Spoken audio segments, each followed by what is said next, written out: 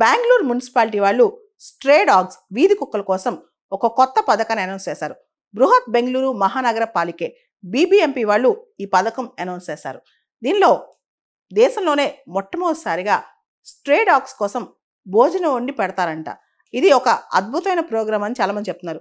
దానిలో కూడా nutritious food మొత్తం బెంగళూరు నగరాన్ని 8 అడ్మినిస్ట్రేటివ్ జోన్స్గా వాళ్ళు డివైడ్ చేసి దానిలో కుక్కలకి చికెన్ కావచ్చు, మీట్ కావచ్చు, ఎగ్ రైస్ కావచ్చు, ప్రాపర్ న్యూట్రిషన్ పెడతారంట.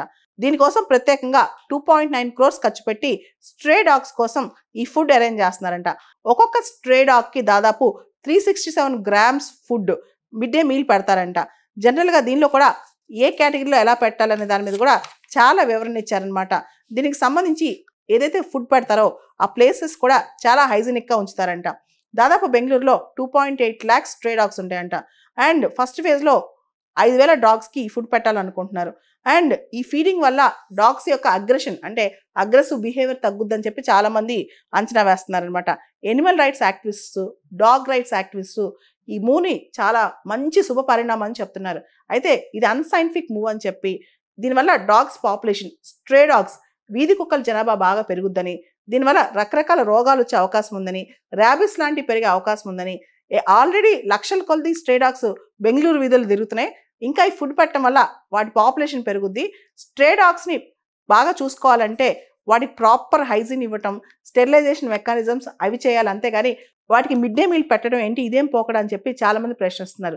కానీ దేశంలోనే స్ట్రే డాగ్స్ కోసం ఇది ఫస్ట్ టైం అనమాట.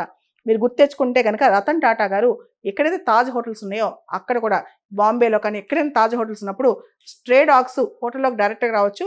వాటి కోసం సపరేట్గా ఆ డాగ్ కోసం సపరేట్గా హౌస్ కట్టి ఫుడ్ కూడా అరేంజ్ చేస్తారంట. సో కొంతమంది స్ట్రే డాగ్స్ని ప్రత్యేకంగా చూస్తారు. కానీ ప్రాబ్లం ఏంటంటే స్ట్రే డాగ్స్కి షెల్టర్ ఇవ్వటం, ఫుడ్ పెట్టడం, వీటితో పాటు వాటి స్టెరిలైజేషన్ ఏంటి, జనాలకి వాటి వల్ల రోగాలు రాకుండా చూసే పరిస్థితి ఏంటి అని. భారతదేశంలో ప్రతి ఏటా కుక్క కాటుకు బలవుతున్న వాళ్ళు దాదాపు 30 లక్షల మంది ఉంటారు.